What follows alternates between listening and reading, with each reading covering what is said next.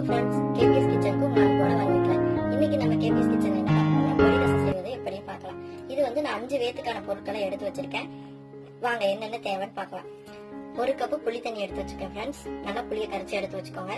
தேவையான அளவு எண்ணெய், ஒரு கனிஞ்ச தக்காளி பழம் கட் பண்ணி வச்சிருக்கேன்னா, 1/4 ஸ்பூன் கடுகு, 6 வரமிளகாய், 1 பூண்டை எடுத்து இடிச்சு வச்சிருக்கேன்னா, 2 சின்ன வெங்காயத்தை கட் பண்ணி வச்சிருக்கேன், 1 ஸ்பூன் மிளகாய் இடிச்சு வச்சிருக்கேன், அதே மாதிரி 1 ஸ்பூன் சீரகம், அப்புறம் தேவையான அளவு கருவேப்பிலை, கொத்தமல்லி, தேவையான அளவு தண்ணி. இவ்வளவுதான் ஃப்ரெண்ட்ஸ் நம்ம பொடி ரசம் செய்யறதுக்கு. வாங்க சமைக்கலாம். இப்ப நான் கடாயை எடுத்து அடுப்புல வச்சிருக்கேன் ஃப்ரெண்ட்ஸ். இந்த கடாய் சூடாயிடுச்சு. இப்ப நம்ம தேவையான அளவு எண்ணெய் ஊற்றலாம்.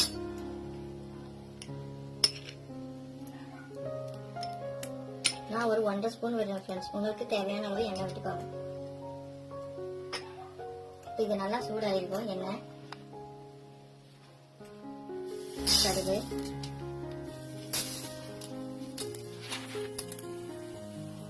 கடுகு நல்லா பொரிய ஆரம்பிச்சிட்டோம்.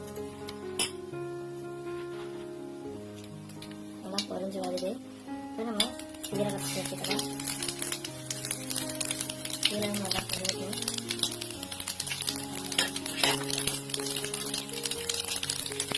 அடுத்ததான் சின்ன வெங்காயம்,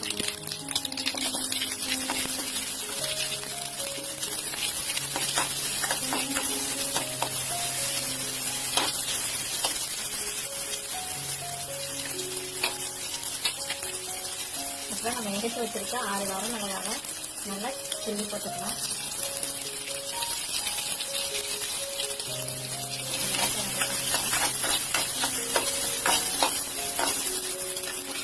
இது கூட எடுத்து வச்சிருக்க பூண்டை சேர்த்துக்கலாம். எல்லாம் லேசாக வதங்கினா போட்டுக்கலாம். அதுக்கப்புறம் மிளகு, கட்டி பெருங்காயம் எல்லாம் சேர்த்து நம்ம மிக்ஸ் பண்ணிக்கலாம்.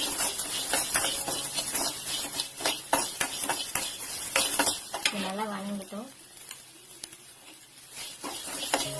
இப்போ ஒரு 2 நிமிஷம் வணங்கினோம். 1 நிமிஷம் போது வணங்கிடுச்சு. இப்போ நம்ம தக்காளி ஆட் பண்ணிக்கலாம். தக்காளி ஆட் பண்ணியாச்சு. நம்ம கொஞ்சம் தேவையான அளவு உப்பு சேர்த்துக்கலாம். இது நல்லா வணங்கிடுச்சு சார். வணங்கினோடனே இப்போ நம்ம கருவேப்பிலை சேர்த்துக்கலாம்.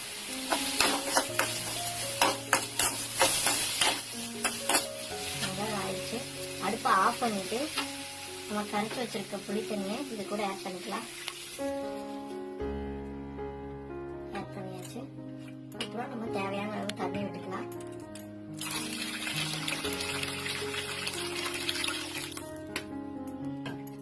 இப்போ இந்த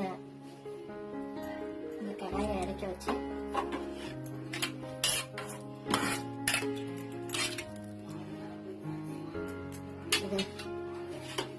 இந்த கடாயை இறக்கி வச்சு நல்லா கையிலேயே பிசைங்க ஃப்ரெண்ட்ஸ்.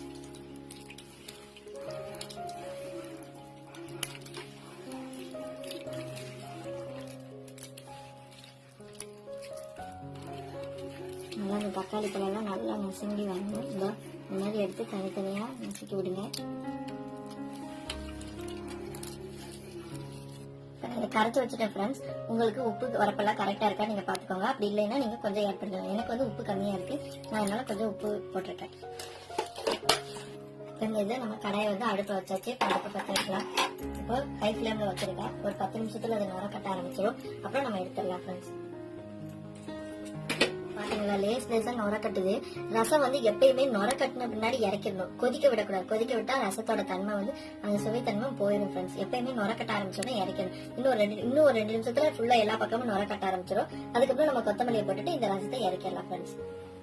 இப்ப பாருங்க, இது ஃபுல்லாமே சுத்தி நுர கட்டி நல்லா வர ஆரம்பிச்சிச்சு. இப்ப நம்ம அடுப்பை ஆஃப் பண்ணிட்டு இந்த கொத்தமல்லியை எடுத்து மேல போட்டுடலாம். போட்டுட்டு நம்மளோட ரசம் ரெடி ஃப்ரெண்ட்ஸ். ரசம் நமக்கு ரெடி ஆயிடுச்சு. இப்ப சர்வ் பண்ணலாம். 5 பேத்துக்கான ரசம் தான் வச்சிருக்கேன். பாருங்க எவ்வளவு அழகா எப்படி வந்திருக்குன்னு பாருங்க. இந்த ரசத்துக்கு வந்து நம்ம சூட சாப்பாடு வச்சு சிக்கன் கிரேவியோ இல்ல உருளைக்கிழங்கு சில்லியோ எது வேணா வச்சு சாப்பிட்டாலும் இந்த ரசம் ரொம்ப சூப்பரா இருக்கும். இது பேச்சுலருக்கும் சரி இல்ல நம்ம வீட்டுல இருக்கவும் சரி எல்லாருமே வேகமாவே வைக்கக்கூடிய ஒரு சின்ன பொடி ரசம். நம்ம ரசம் ரெடி ஆயிடுச்சு ஃப்ரெண்ட்ஸ். இப்ப இதுக்கான சைடிஷான நம்ம துவையல் அரைக்க போறோம். அந்த துவையலுக்கு என்னென்ன தேவைன்னு பார்க்கலாம். கொஞ்சோண்டு துவரம்பருப்பு, தேவையான அளவு உப்பு, 3 பூண்டு, வரமிளகாய். நீங்க வந்து இந்த ரசத்தை வந்து தொண்டை கரகரப்பு இருக்கிறவங்க, சளி பிடிச்சவங்க எல்லாத்துக்குமே யூஸ் பண்ணலாம். அதே மாதிரி இந்த ரசம் வந்து எந்த நான்வெஜ் பொருள் சாப்பிட்டாலும் செரிக்கிற தன்மை அதிகமா இருக்கும். அதே மாதிரி இந்த ரசத்துக்கு எல்லா விதமான சாப்பாட்டுக்கும் இது வந்து நல்ல ஒரு சுவையை கொடுக்கும். நான் வந்து சைடிஷ் தான் இந்த துவையல் எடுத்துக்க போறேன். இந்த துவையல் எப்படி அரைக்கலாம்னு பார்க்கலாம் வாங்க ஃப்ரெண்ட்ஸ். இப்போ கடாயை அடுப்பில் வச்சிருக்கேன் ஃப்ரெண்ட்ஸ். கடாய் நல்லா காஞ்சிச்சு. போட்டுக்கலாம்.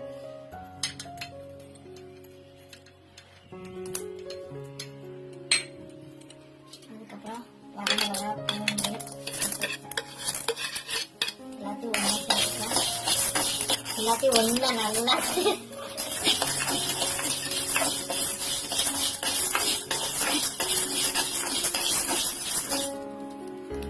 துவரம்பருப்பு, வரமிளகா, பூண்டு, உப்பு 4 ஒன்று சேர்த்தாச்சு. நம்ம சேர்த்து நல்லா இந்த துவரம்பருப்பு வந்து ப்ரௌன் கலர்ல வர மாதிரி நல்லா பொன்னிறமா வறுத்து வச்சுக்கலாம். இப்போ இது நல்லா பொன்னிறமா வறுத்தாச்சு ஃப்ரெண்ட்ஸ். இதை நம்ம ஜார்ல போட்டு அரைக்க ரெடி பண்ணிக்கலாம். ஜார்ல போட்டாச்சு. நமக்கு தேவையான தண்ணி விட்டு அதை அரைச்சா வேலை முடிஞ்சு. இப்போ நம்ம துவையல் ரெடி ஆயிடுச்சு ஃப்ரெண்ட்ஸ். இங்க பாருங்க, இந்த அளவுக்கு நம்ம அரைச்சு எடுத்துக்கணும். இப்போ இது ஒரு பவுல்ல மாத்திக்கலாம். பாருங்க ஃப்ரெண்ட்ஸ், இப்போ நம்ம பொடி ரசமும் நம்ம துவரம்பருப்பு துவையலும் ரெடி ஆயிடுச்சு. இந்த ரசம் வந்து தொண்டை கரகரப்பு, அதே மாதிரி சளி பிடிச்சிருந்தாலும் பெரியவங்களுக்கு குழந்தைங்களுக்கு எல்லாத்துக்குமே வச்சு கொடுக்கலாம். நம்ம அதே மாதிரி இந்த சைடிஷ் வந்து ரொம்ப சூப்பரா இருக்கும். நம்ம சாப்பாட்டுக்கு சாம்பார், குழம்பு இதெல்லாம் வச்சுதான் சாப்பிடணுன்றது இல்லை. இந்த ரசம் மட்டும் இருந்தாலே போதும், அவ்வளவு டேஸ்டியா இருக்கும். அதே மாதிரி இந்த ரசம் வந்து ரொம்ப மருத்துவ குணம் வாய்ந்தது. ஏன்னா இது வந்து அவ்வளவு நம்ம மிளகு, பூண்டு, சீரகம் இதெல்லாம் சேர்த்திருக்கோம். இதை நீங்க வீட்டுல கண்டிப்பா செஞ்சு பாருங்க. அதே மாதிரி இந்த துவையல் வந்து நம்ம எண்ணெய் எதுவுமே விடல. பாருங்க எவ்வளவு இந்த துவையல வந்து நீங்க வீட்டுல அரைச்சு பாருங்க, ரொம்ப டேஸ்டியா இருக்கும். இது தோசைக்கு, இட்லிக்கு கூட தொட்டு சாப்பிடலாம் ஃப்ரெண்ட்ஸ். இந்த மாதிரி புது புது ரெசிபியா நம்ம பார்க்கணும்னா நம்ம KPS சேனலை சப்ஸ்கிரைப் பண்ணாம இருக்கிறவங்க சப்ஸ்கிரைப் பண்ணுங்க, கமெண்ட் பண்ணுங்க, லைக் பண்ணுங்க, ஷேர் பண்ணுங்க ஃப்ரெண்ட்ஸ். Bye friends.